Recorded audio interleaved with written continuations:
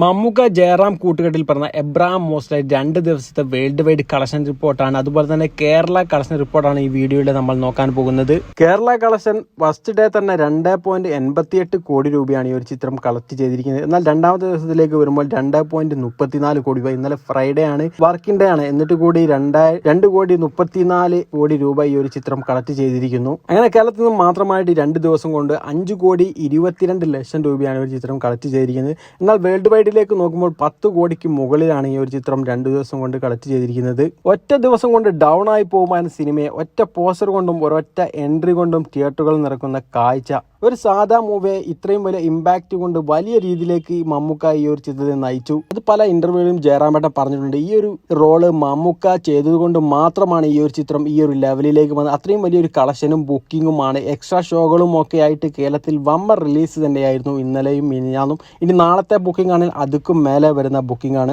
Abraham മോസ്ലെ latest അപ്ഡേറ്റുകൾ ഈ ഒരു വീഡിയോ ആദ്യമായിട്ട് നിങ്ങൾ കാണുന്നെങ്കിൽ ജസ്റ്റ് ഒന്ന് കമന്റ് ചെയ്യുക. അതുപോലെ തന്നെ സബ്സ്ക്രൈബ് ചെയ്യുന്ന കാര്യം പരിഗണിക്കുക. താങ്ക്